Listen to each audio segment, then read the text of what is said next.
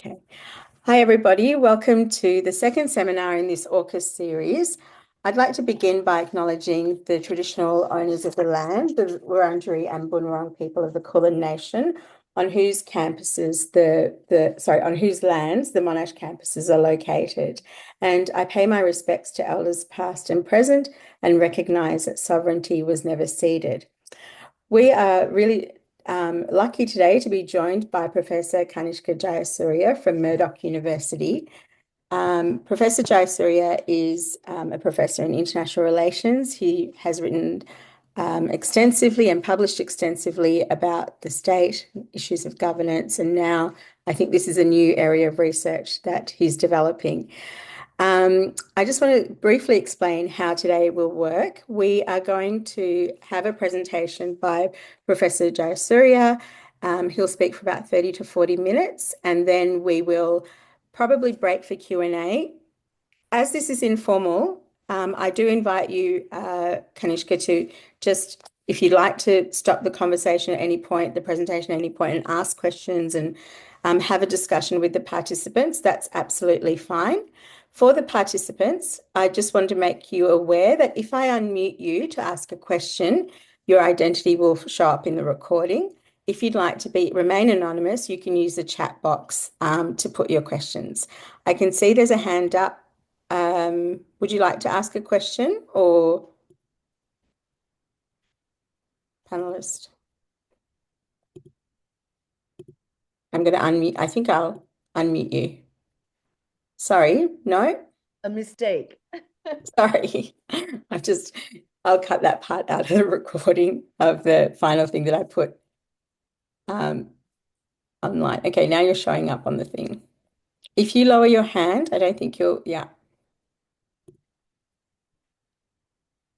Now your hand's up again. I will sort that out.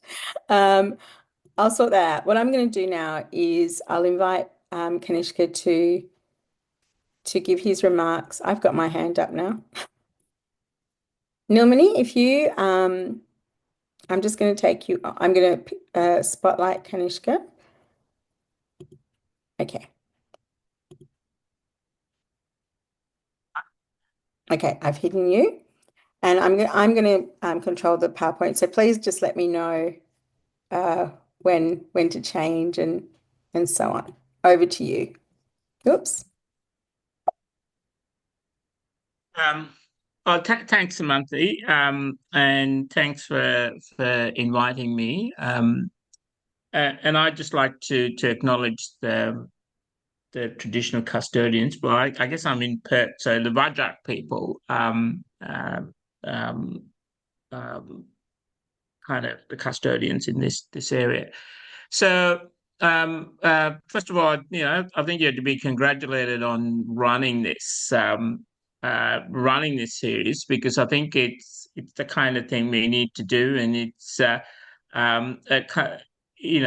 whatever happens to the nuclear submarines, and I'm not entirely sure that Australia is ever going to build these nuclear submarines. I think the AUKUS, as I will try to point out in the presentation, AUKUS is much deeper and broader than just just buying or building a couple of nuclear submarines. It's a far deeper political project, I think, that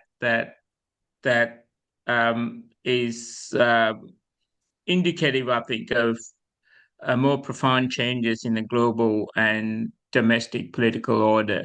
So if I can just go to the next slide, Samantha. So in a sense, my approach is kind of looking at political economy, and I'm not a security expert or someone who works on defense policy.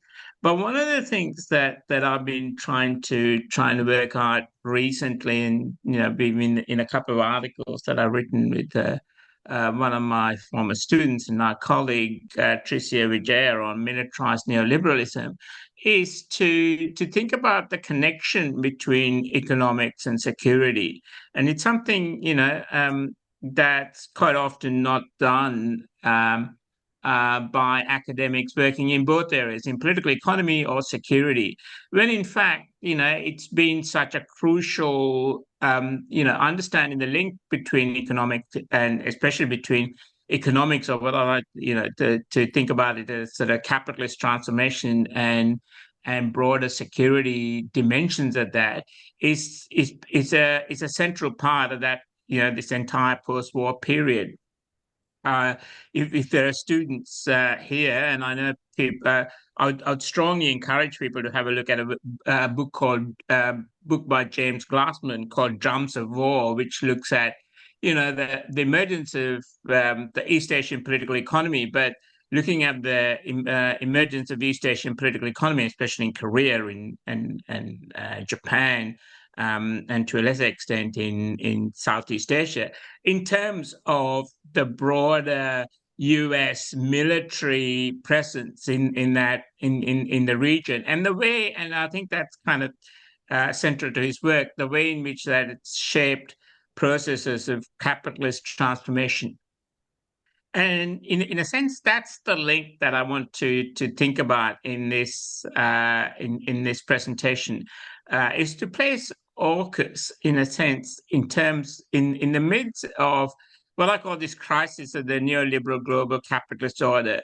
And I won't go too much into that, So if we think about, I gave a presentation to a group of another sort of non-state civic organization last week on AUKUS, and one of the points I was making was that the so-called Washington consensus that some of you might have come across in your studies or in your lectures and whatever, is now the central tenets of that are effectively being undermined by the very architects of that Washington consensus.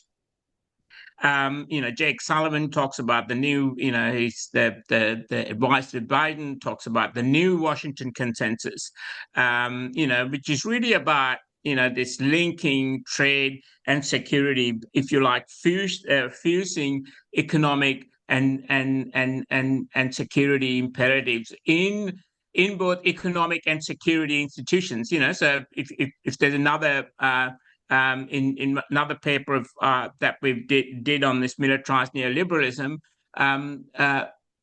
we give an example of NATO starting up a venture fund for tech innovations in Europe, So this is kind of, for us, all manifestations of this crisis, of that neoliberal global capitalist order. And I won't go too much into that, and if you like, in the Q&A, I'll pick up on that. But I want to place AUKUS, and this is kind of the pivot of my presentation. I think that's kind of sometimes missed in the kind of academic analysis of AUKUS, is a response and reflection of this broader crisis of this neoliberal capitalist order. And we need to place AUKUS in terms of this capitalist crisis. And I think that is the absolute kind of the starting point for my presentation here. And I think the presentation, in a sense, then goes on to talk about the implications of this for domestic politics and the Australian state. If I can just have the next slide. So I won't go too much into this, I think, because I'm kind of I noticed that Samantha put up the article that we had in New Political Economy. And this is kind of this notion of militarized neoliberalism. We talk about the new Washington consensus, Bidenomics, for example, that we see as kind of being central to understanding the emergence of AUKUS. And this kind of geo-economic tension between the China and the US. So this is So I'm reluctant to call this a second Cold War, as some people like to term it, because one of the things we point out in this is that it's a very different kind of competition. It's a kind of precisely because it's a kind of a geoeconomic tension between the China and the US. Fought out, it's a if you pick up any of the newspapers, it's fought out in terms of electric EV vehicles. The European Union has just introduced tariffs on Chinese EV cars.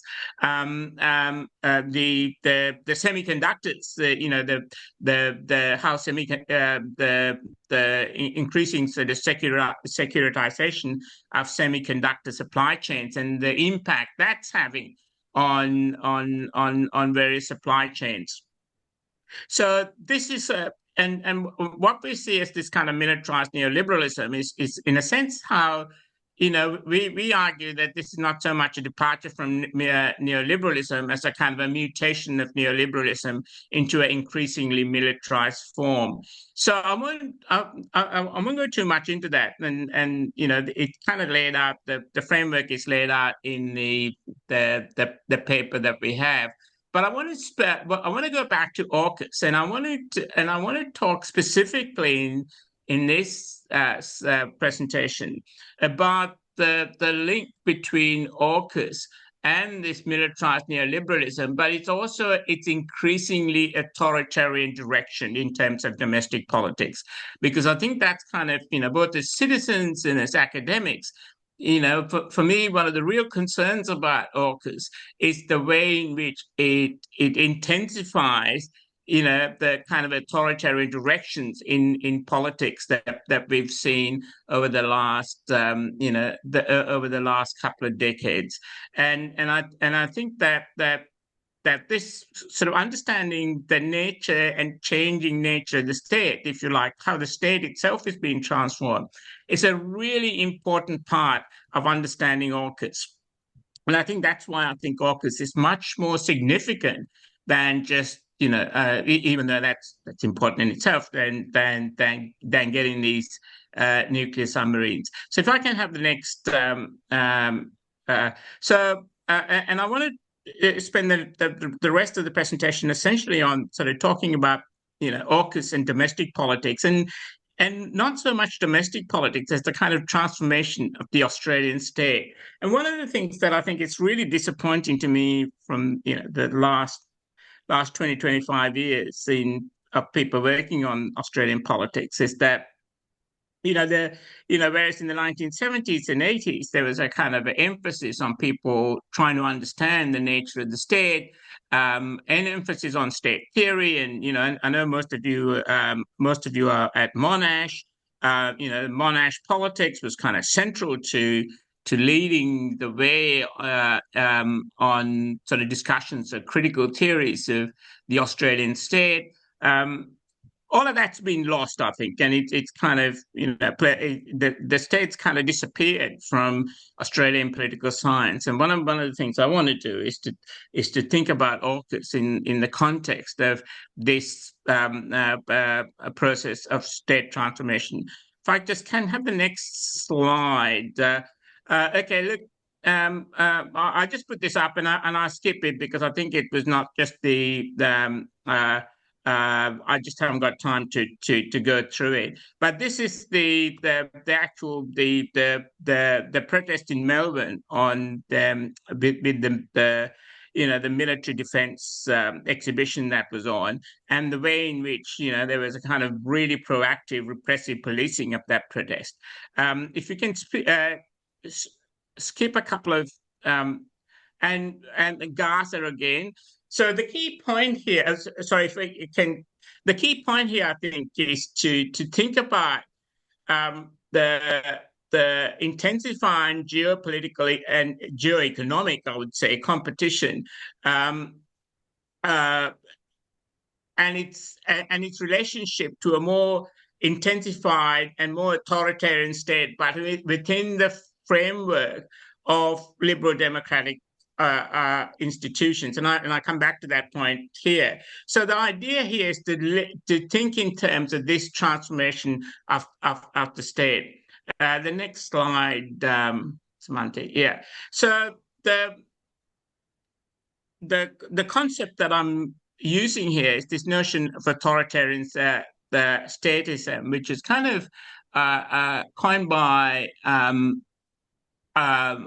Marxist political theorist called Nikos Palantzis, who came up with, which I found really a really powerful way of understanding some of the some of our recent changes in liberal democratic societies like Australia. Is this what he calls this emergence of authoritarian statism? And remember, he was writing in the 1970s. So we're really looking at a somewhat different context now. But I think some of the features that he identified are really useful in terms of understanding the nature of the state in this in this context of intensifying geoeconomic competition between China and the US. So, or put differently, in terms of a kind of increasingly kind of inter-imperial competition between the US and China, and the way way in which that competition is shaping domestic politics and domestic state structures. So for Palantzis, the really important ideas here is the shift from parliaments to the executives, and what he calls the decline of traditional political parties. And in particular, he pointed out to, and as you can see, and I won't read the whole thing, the shift of more and more functions of governance from representative institutions to the bureaucratic apparatus. And I think, and he also talked about the increased use of police and military violence against domestic populations, the curtailing of civil liberties, and the increasing use of emergency laws to if you like, to bypass the operation of the normal processes of constitutional or the normal processes of law. So I think this is kind of, and the key point here is that he wanted to make was that all of these authoritarian statist forms took place within the existing framework of liberal democratic institutions. If you like, it was kind of the hollowing out of these liberal democratic institutions. So what is this all to do with AUKUS? So let me explain, if I can go to the next one. So the key point in terms of, and here I'm building on a paper that I've written with Priya Chako for, hopefully for a book of critical essays on AUKUS that we're trying to put together. That's proved to be a somewhat of a difficult task. But we find, we find the whole sort of the role of the Labour Party in AUKUS really interesting, and I think there's a kind of a different thing to be written, a different paper to be written here on the Conservative parties on AUKUS as well. And the really interesting thing there is that AUKUS was, in a sense, of course, the US could have got some of what it wanted out of AUKUS without actually going the nuclear submarine route.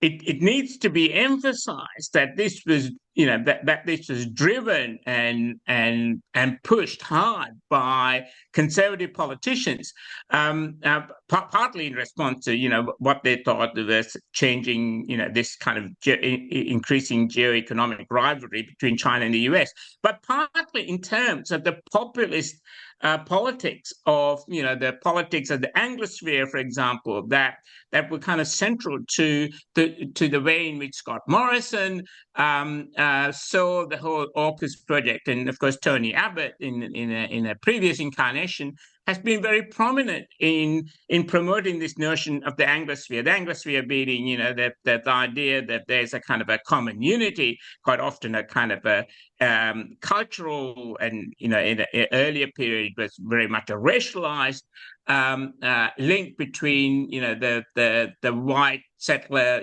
previously settler dominions of Canada, the US, Britain, and Australia, and New Zealand. But what we find really interesting is the role of the Labour Party in this, because I think the notion of the Anglosphere is less important to the Labour Party. But the fact that the Labour, and one of the really interesting, striking things for us about the Labour Party is that, whereas in the 1960s, and the Labour Party has always remained very committed to answers, right? So it's been a kind of a cornerstone of ALP policy since the foundation of ANZUS in the 1950s, that it supported the US alliance. But despite that, the Vietnam War created lots of discontent and conflict within the party that was managed within the forums of the party. So in a sense, the party was kind of the center ground for mediating these conflicts in civil society. And what we see really interestingly in the role of the Labour Party now is the way in which effectively the decision making of the party, or even of members of parliament on AUKUS, has effectively been curtailed. Or diminished or marginalized, whichever way you want to say it. And for us, this represents a fundamental shift in the nature of political parties, right? So if I can get the next slide, Samanthi. And here we borrow a notion of cartel parties that some of you might have already come across in your own work, that is that parties have ceased to be, if you like, representative institutions that link, social forces and the political institutions. But instead, there's an increasingly interpenetration of the party and the state. And if you like, so Peter Mayer calls it, the broader inter-party collusion over key political and economic issues. In essence, he argues that what we have are the emergence of what he calls cartel parties, which are now dependent ideologically, and in Australia not so much financially, are now dependent on their incorporation within the executive structures of the state. So in a sense, what Peter Mayer argues in this book called Ruling the Void, the Hollowing of Western Democracy, and he and another political scientist called Peter Mayer, called Katz, have written extensively on these cartel parties, is that the very role of political parties has been fundamentally transformed since the 1970s and 1980s. And we kind of use this notion of cartel parties to look at the role of the Labour Party in this context, because we see, can I have the next slide? So we see this cartel party as quite central to understanding AUKUS, because one of the Labour Party, of course, agreed to this in opposition, but very quickly they have become champions of the whole AUKUS project, and to us, we are in this paper chapter that we've done, we suggest that there's a key shift here that we need to understand, where the party essentially becomes incorporated within the what Peter Mayer calls the executive structures of the state. And more importantly is that it's an example of the way in which the representative functions of the political parties have been hollowed out. And they're no longer able to mediate the kind of political and social conflicts that emerge from the kind of social basis or social forces that they represent. And in a sense, of course, we wrote this before Gaza and the impact that Gaza has on the Labour Party. But in fact, it's exactly the same. it's a reflection of exactly the same kinds of dilemmas that we see in terms of AUKUS. And the key argument here is that these parties are really, and this is kind of another concept that we use in this chapter, is that accountability, it's not just that representation has been hollowed out, it's the fact that accountability has been sabotaged. So this for us, and Palancis, much more so than Katz and Mayer, is absolutely clear that the transformation of the parties is leading to a more authoritarian form of politics, precisely because it hollows out these processes of representation, or if you like, these processes of accountability. And what we see with AUKUS is precisely that, the bipartisan agreement on AUKUS, the attempt to manage any kind of dissent, or even sometimes to marginalize and to make to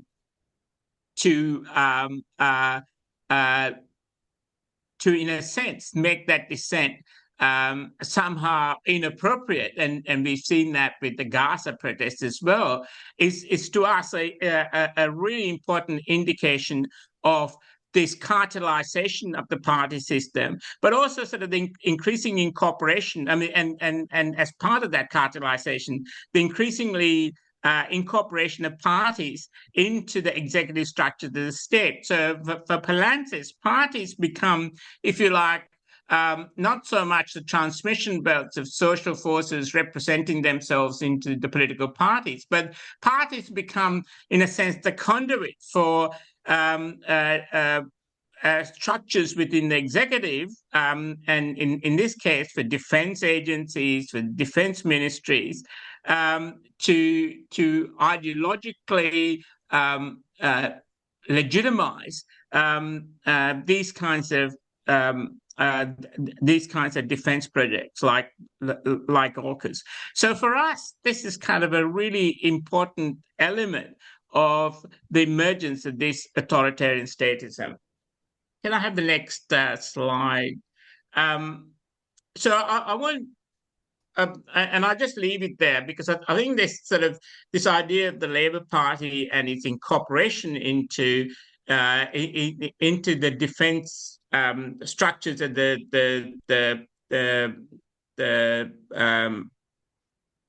structures of the executive, but particularly the security institution, is, I think, a really important dimension of this authoritarian statism. And I think one of the things that we want to emphasize is that it's not just and this is where I think the state's really interesting, because it is actually it's actually the incorporation of the state into this kind of transnationalized state apparatus that brings together elements of, say, the US and elements of the Australian defence and security institutions. Can I have the next slide, please? And I wanted to spend a bit of time on a couple of minutes on this what I call the transnationalization of the state. And again, I just put this in context. So I said one of the things that I like to talk to you about today is the importance of actually sort of to encourage some of you, if you're students, to actually think more broadly about some of those debates in the 1970s and 1980s on the nature of the state, and then try to understand the kind of the processes of state transformation that's happening at the moment. And I think this notion of the transnationalization of the state is a kind of interesting concept. And it's by no means new. So you could argue that even in that neoliberal globalization, as people, if like Leo Panich and Sam Gillen, who wrote a really interesting book on the global political economy, said that the whole point about neoliberal globalization was yes, it was economic, but it was also a sort of, the increasing way in which, the structures of rulemaking, the structures of political decision making were kind of transnationalized, and this kind of emergence of this transnational apparatus. So in a sense, what we see with the defense is that, in a sense, and this militarized neoliberalism that we see emerging is the way in which, those kind of traditional neoliberal economic institutions have, in a sense, not been, not disappeared so much. It's been transformed into this kind of, into increasingly economic security, hybrids of economic and security apparatus that increasingly takes on a transnational form. So you look at some of the policies on, say, foreign investment screening, or the regulation of semiconductors, for example, and the way in which the Australian public policy and state agencies that implement those public policies have been incorporated into this kind of broader transnationalization of the security stroke economic apparatus, and we see that as a kind of a crucial dimension of what we call, what Tricia and I call militarized neoliberalism. Can I just have the next slide? And again, I won't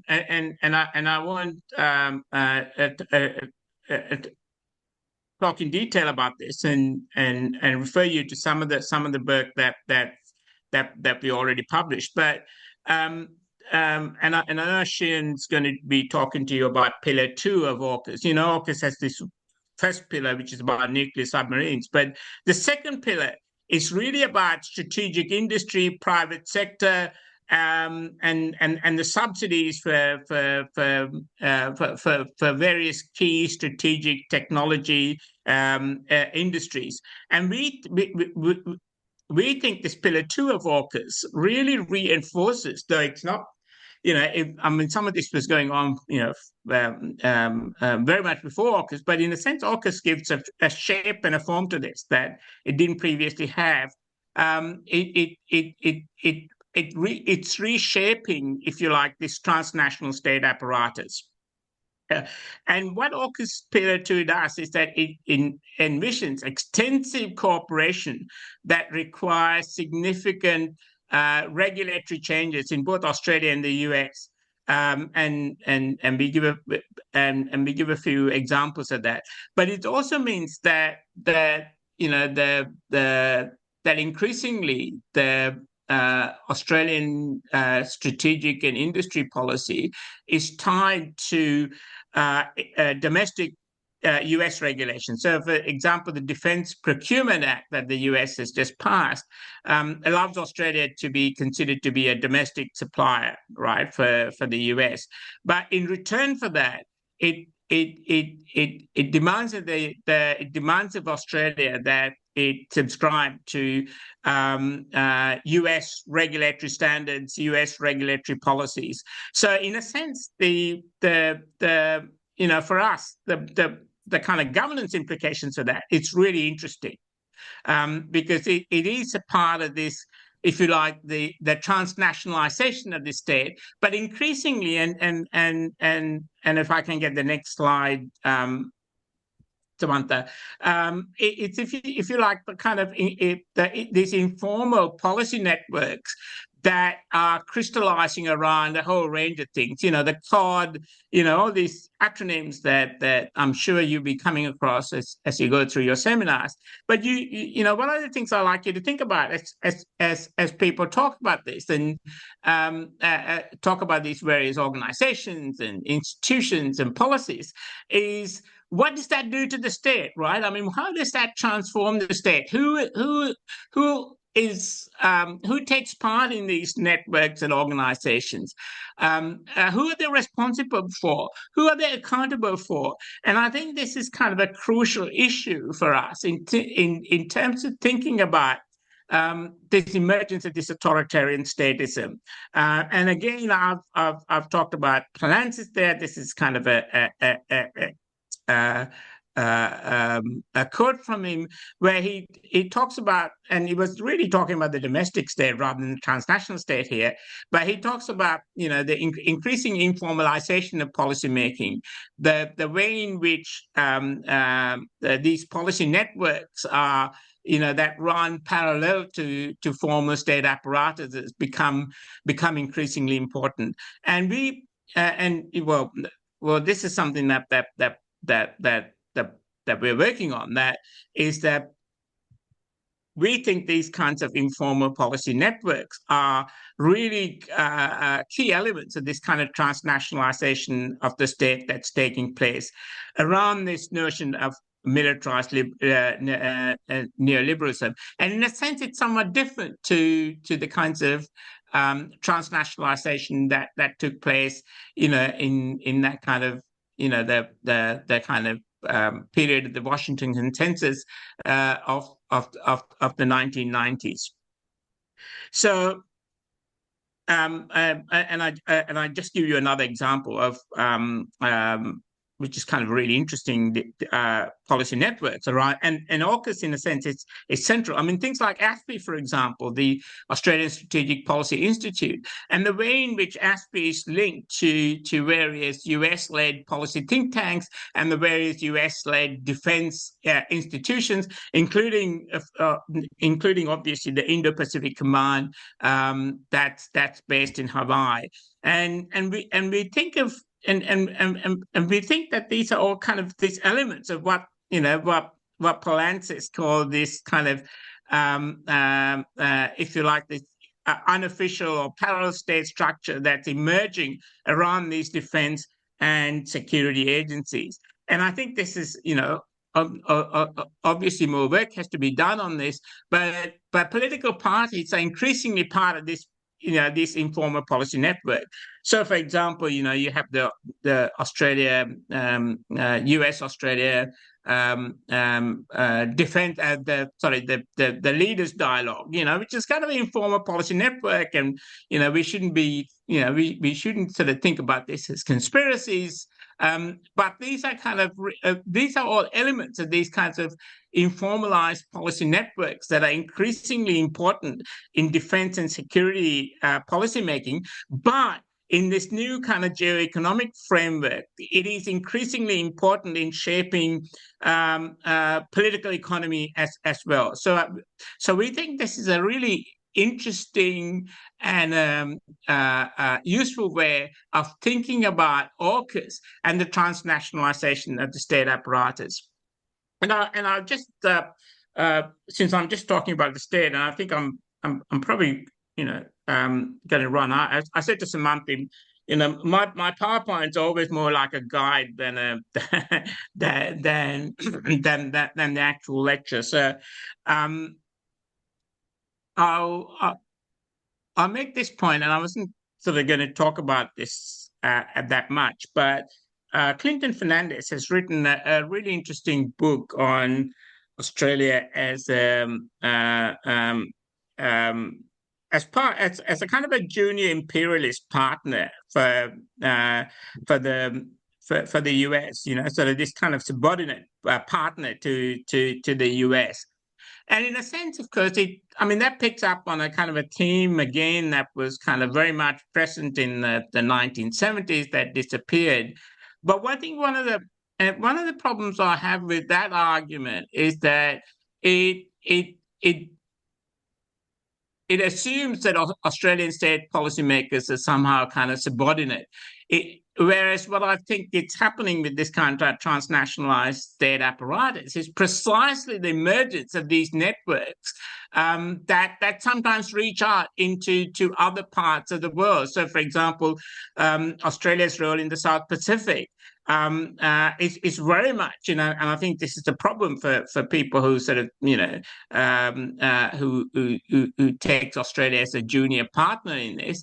Australia is very much a leading kind of, if you like, a kind of a leading imperialist actor in the South Pacific, and its role in the South Pacific cannot but be understood, except in terms of this kind of transnationalization of the state that I'm talking about. And the final point I want to make here is that it's the authoritarian implications of that. The way in which it places decision making outside of the formal policy making process, the way the lack of transparency in some of the agreements that are coming out. So, the classic case in point is that, when Albanese and Biden met, and Biden sort of said, there have been certain political agreements that Australia has made in relation to AUKUS. And the whole point here, of course, that, whatever the nature of these political agreements, is that it's not transparent, it's informal, and it comes out of these and it comes out of these policy networks. And certainly for me, this does raise really interesting questions about the nature and form of democratic politics in relation to these security and defense issues.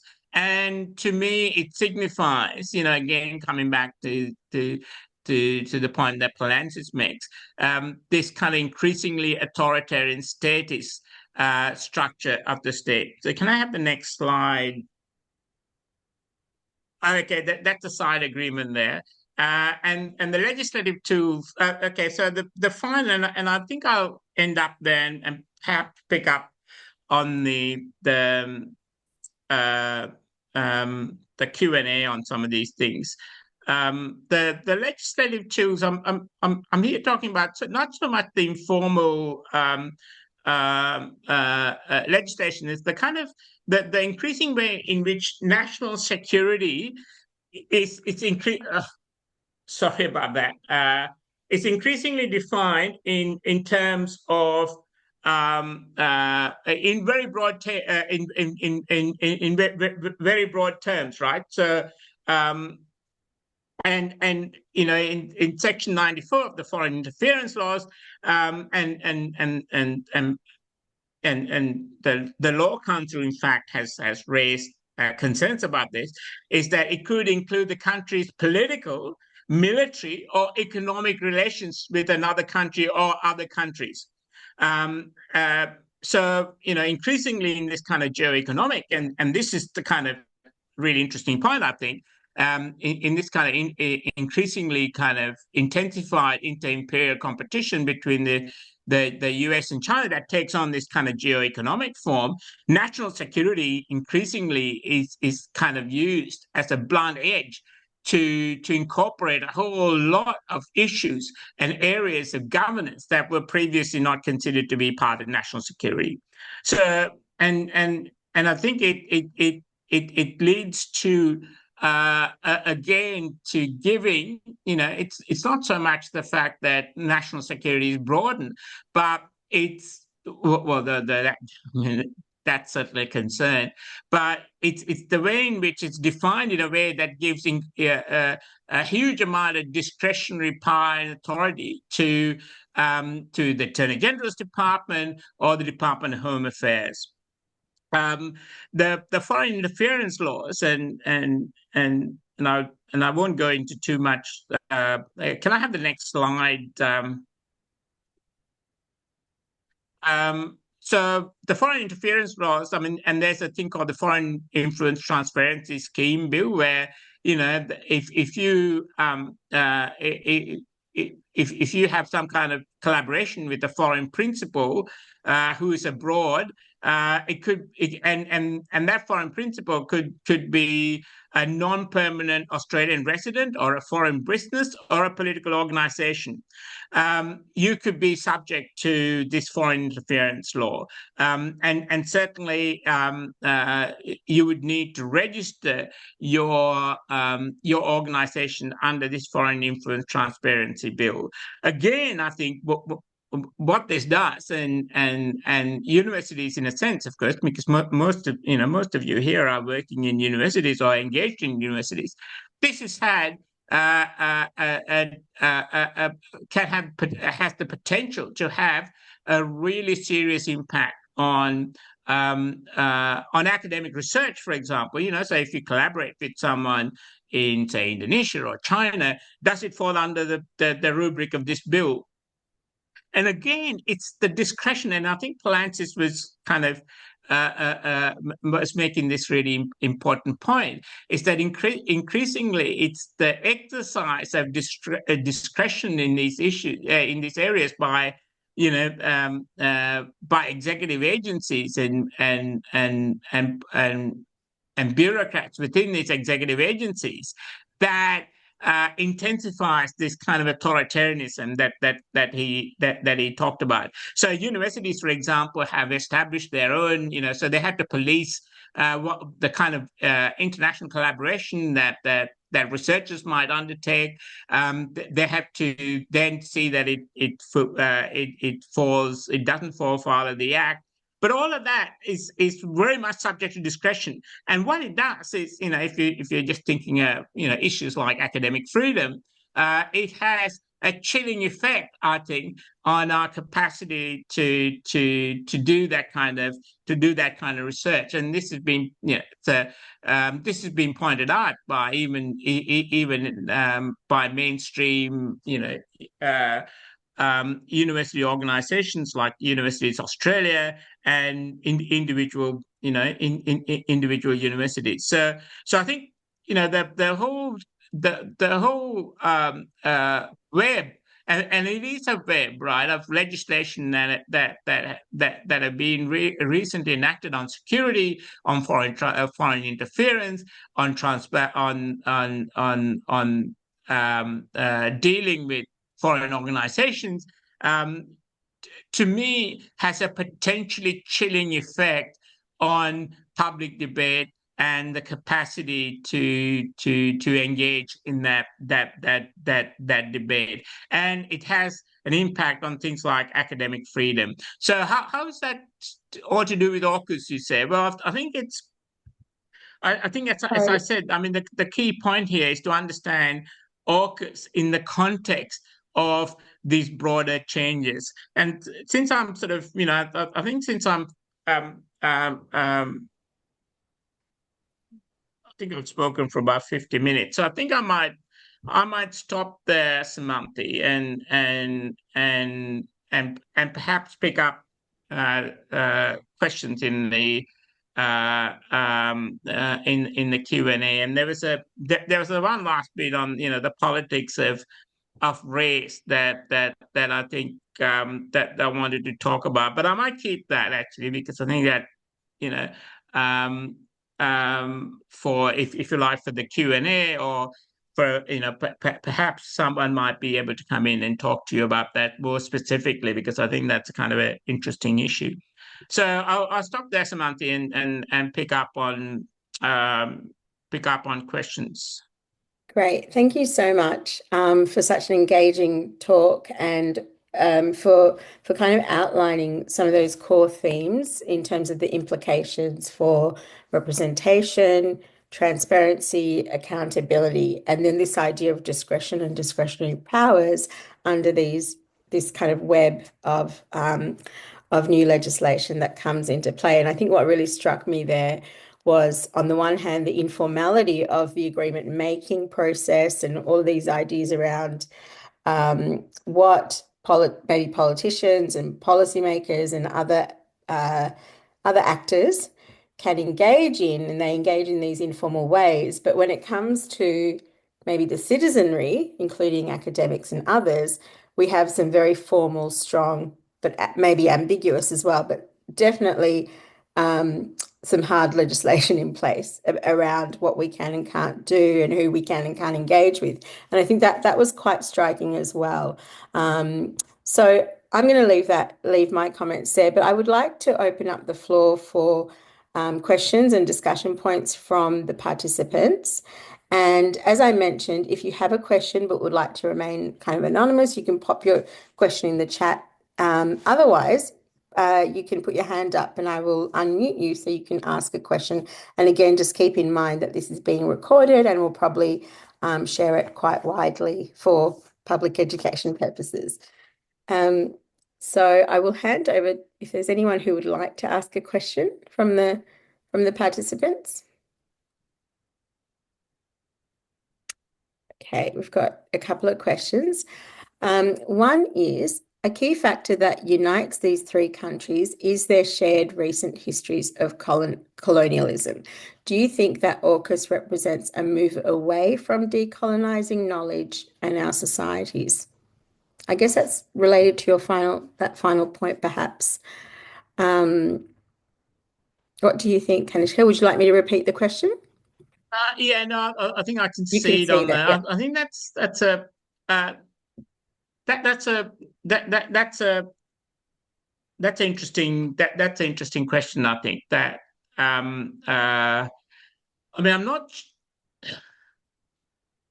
and it gets to this in a sense, gets to that issue of race and the Anglosphere that I talked about, and I think that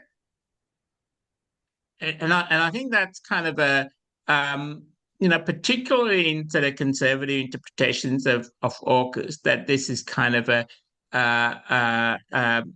really important element of the dynamic that's kind of shaping Australian policies towards AUKUS. I don't know whether it so much represents a move away from decolonizing knowledge in our societies, and I mean I do think that it raises that whole question about, it does raise that question about, well, within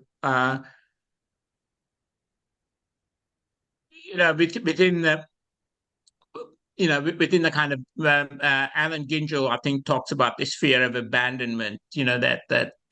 That Australia always fears being abandoned, and the kind of political economy analysis I gave, in a sense, sort of, uh, uh, puts that in a different context. But I think that's kind of been an ever present factor in Australia's relationship to the US. One of the interesting things I found looking at ANZUS, for example, that when ANZUS was first set up, there was there was an element within the US defense establishment that wanted to bring in the Philippines to ANZUS, because Philippines was anti-communist, and they thought, well, we got we got bases there, it makes sense. But there was a real pushback, and the pushback was really about, and the pushback from Australia and the UK was really about race. Sort of saying, look, actually, ANZUS was basically about race, and they were really direct about that.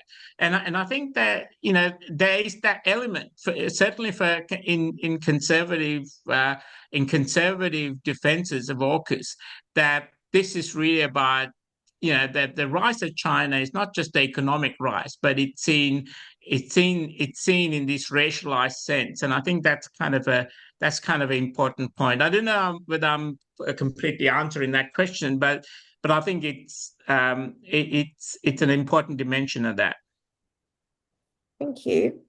The next question is about this idea of transnationalism, and perhaps when I pose this question, you might want to talk a little bit about what, elaborating this concept of state transnationalism, what that means.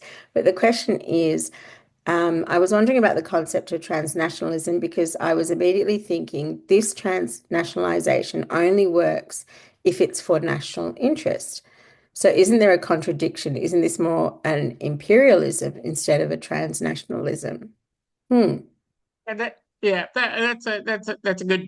a good comment. I don't think there's necessarily a kind of a, there's not necessarily a contradiction there. I think that the whole point there is that uh,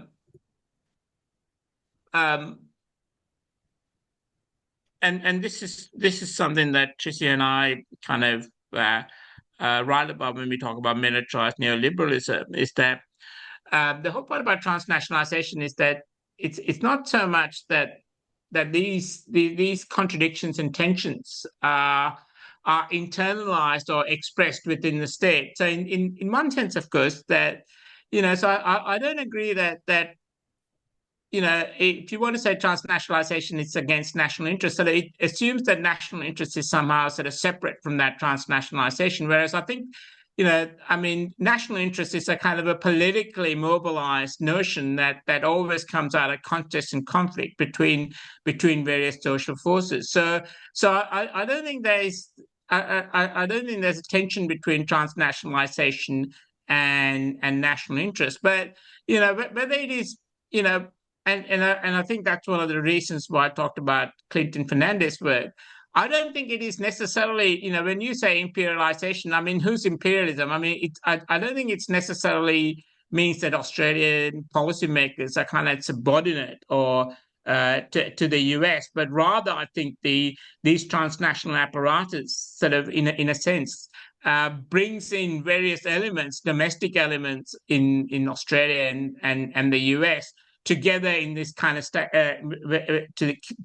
together in the state apparatus, and sometimes it serves Australian interests overseas, right? It's like in the South Pacific, or the expansion of Australian interest into, say, Indonesia, and sometimes it creates contradictions and tensions for those interests that need to be played out within the state. And by no means am I arguing that just because you have a transnationalization of the state, that those elements are immediately kind of dominant within the public policy, as we've seen even in terms of AUKUS and Australia's relationship in Southeast Asia. There are sometimes there are important differences between Australia and the US that can be explained in terms of some of these contestations within the state. So I do think imperialism is a part of this, but I don't think it necessarily means that Australian interests are kind of subordinate to US interests in this transnationalization of this transnationalized state apparatus. And I think to tease out the way in which these different forces and interests are managed and mediated. It's really important, and to look at what are the new business or fractions of capital that are benefiting from this? Who is losing out on this? I think that's all part of trying to understand the nature of this kind of transnationalized state apparatus. Thank you so much. I'm wondering, we do have Jayasuriya Vijaya, your co-author, online. Jayasuriya is actually going to be giving a separate presentation later on this year, but I'm wondering, Jayasuriya, would you like to add anything to these comments? Sorry to put you on the spot. If you don't want to, that's fine as well. I think I have to unmute you if you feel like talking. Let's just put a hand up. Yeah. I will. Yeah. Hi. Yeah. I think your connection may be. Okay. Thank you for having me here. I think. Oh, test. Unfortunately, I think your connection is not as strong as we would like. Hello. Yes. Go ahead. Yeah. Can you hear us? I think you are on mute. Oh, no. All right. We will have to wait to hear from Tricia, I think, for her seminar. If at any point you'd like to jump in, please do, because I think you should be able to talk. I've just put allow to talk.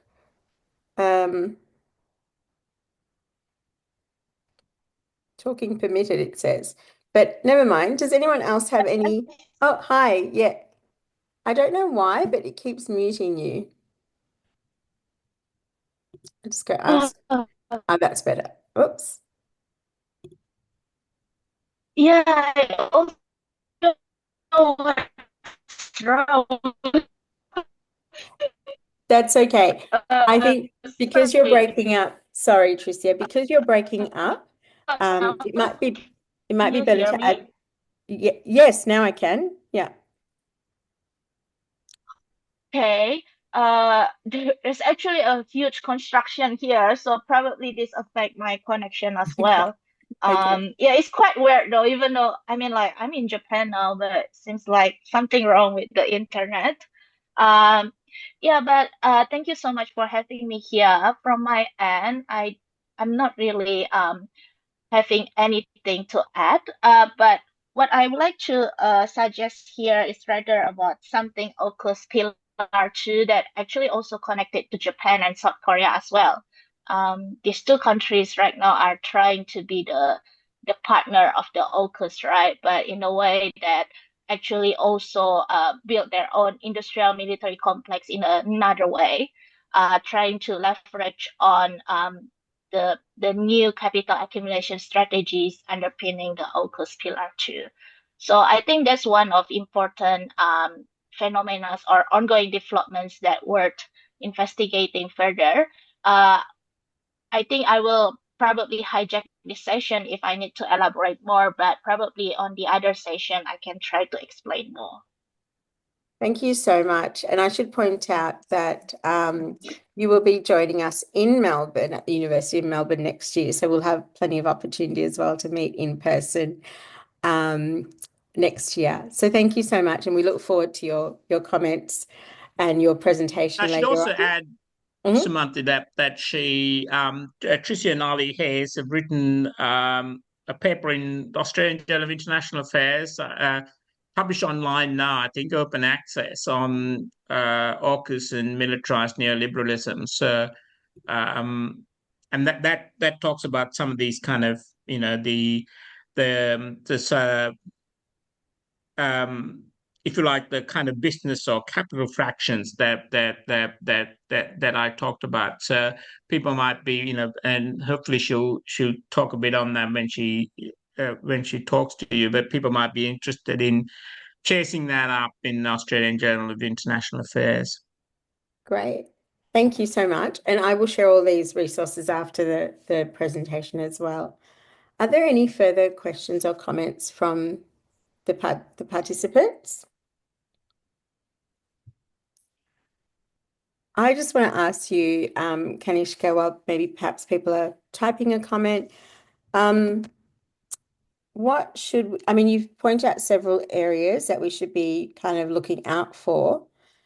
In terms of the next 12 months, how significant is this period going to be for Australia? Do you think it's going to, I mean, there's a lot of stuff going on in relation to Israel, Palestine, Lebanon, Iran, the whole Middle East region, West Asia, or whatever you want to call that area, is really becoming a part of the public discussion points, right?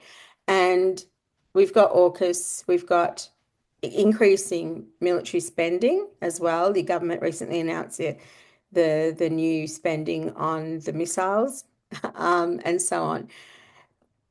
Going forward, and perhaps also with election campaigns on the horizon and so on, what should we be looking out for in terms of maybe the political party platforms, or even the type of debates or reform that may be coming into play or being proposed in Parliament?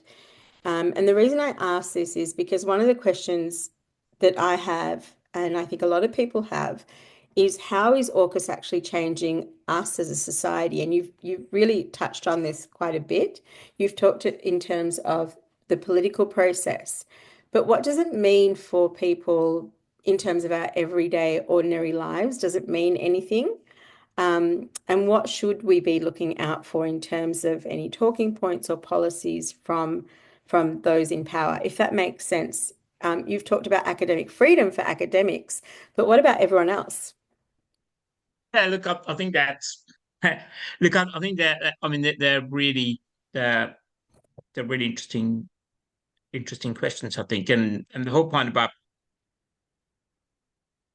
on one level, I think, when you talk about what's in it for us, and one of the things I want to emphasize here is that sometimes when we talk about this, it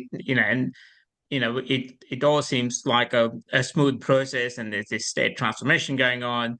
But I want to, and I think I started out with this notion of crisis at the very start. And I think, the kind of structural challenges, especially the economic challenges and the low economic growth that we're facing in Australia, but also, the end of that whole growth period in China as well, which is going to have a really important implications. And we see that, so part of my other work is on this kind of, this what I call this crisis of social reproduction that I think is going to have a really important political impact. And the way in which, increasingly political parties are not able to manage these, I don't like the term much, but it's a useful way of talking about some of these interconnected crises, right? This notion of polycrisis. And in a sense, of course, what we see with Gaza and AUKUS and this kind of deceleration of economic growth in China is precisely the kind of, and of course, not to mention climate change and the kind of ecological disasters that we're facing around the world. So all of this has, to get back to your point, is to me, part and parcel of this kind of ongoing crisis. And AUKUS, as I was trying to point out, it's both a response and a reflection of the crisis, but it's not going to solve some of these underlying structural challenges that I outlined. And the impact of that on the political structures and processes is going to be quite interesting. So there's this cartelization of the party and, the kind of things that I talked about. But at the same time, what we see is that, the primary share of the major political parties are declining, and the rise and what I see as a really important and concerning trend is, of course, the rise of the far right. To me, it's part and parcel of these kind of global economic changes that I've talked about, and I think in terms of everyday life, I think those are the kinds of issues that are going to be central to how we understand politics, but also how politics is organized. So, and I think, as I was trying to point out, and I think that's why I'm kind of keen to. I haven't done that previously in a lot of my academic career, so I'm doing more public engagement. Is that these are issues of democracy and accountability and representation, as you kind of said at the end, that are absolutely central to everyday life and the way we can manage the kind of crisis that we face. So, and I think that's and I think in a sense, of course, I've been surprised at the way in which Gaza is, in a sense, had a deeper impact than AUKUS, say, on the Labour Party, right? So, and of course, the point about Gaza is that it exemplifies precisely the kinds of cartelization and the kind of the lack of representation that parties perform, even though there's a significant electoral base within the Labour Party, not just in Australia, but in the UK, for example, or even in the US. If you look at what's happening in Michigan right now, that where the party is disconnected from these coalitions that are actually, that are actually part of its electoral coalition, and the way that's impacting on the fracturing of these party processes, and which we're seeing play out in real time in the US at the moment, and played out in the UK election as well. And I think those are the kinds of issues that are going to be front and center, I think, in the next year, especially with the election, especially with the Liberal National Party taking on sort of even more the kind of the mainstream in the far right, and in a sense putting the Labour Party into that orbit as well. So and I see these kinds of intensification of these authoritarian tendencies as really concerning, and one of the reasons, of course, that I'm actually focusing on that element is precisely because I think that is something that we need to be concerned about. The way in which political protests, for example, are increasingly being curtailed, not just around Gaza, um, and this idea that some protests are not legitimate, or that the legitimacy of some kinds of dissent, the way in which climate change protesters are being penalised across in the UK and Australia. To me, all of that is this part of this web of kind of legislative tools that are emerging around to manage dissent, and this kind of shift towards this authoritarian statism. And I think, and I don't think it's these are not things that we're talking about even the medium term. I think in the next few months we'll see more intensification of these things as well. So I think that's going to be really important. And I think obviously the US election is going to be important. And I think that it's the way in which that this whole crisis is manifesting itself, and the failure of our political institutions and structures and processes, including political parties, to respond to these crises. And I think that's a kind of a central theme that was kind of that I didn't emphasize, but I think it's really important for people who who are citizens, because it does talk about what kind of country we want this to be, I think. So I don't know whether that fully answers your question, but I think those are really important issues. That's a great question, and a series of observations to end today on, and that is, what kind of a country do we want Australia to be? And I also note that, we're having this conversation a year out since the failure of the referendum for First Nations, right? So we've just had this year of kind of disappointments in terms of envisioning or imagining an alternative world to what we have at the moment. And I think that question that you've ended your remarks on is very important, and that's where I'll also like to end our discussion, Kanishka. So with that, I'd really love to thank you for your time and your generosity, because I know at this time of year everyone's got a lot on in academia. We're all marking papers and so on. Thank you so much for this excellent session, and we've got some appreciation there in the Q&A section as well. So stay tuned for the next one. I look forward to hearing from you, Tricia, again. We'll be setting a date and announcing those dates. Those will probably be in mid to late November. But otherwise, I will sign off for now. And again, just know that your time and insight is greatly appreciated. Thank you. Thanks. And thanks for inviting me. Thank you. You're Bye. welcome. I'm just going to stop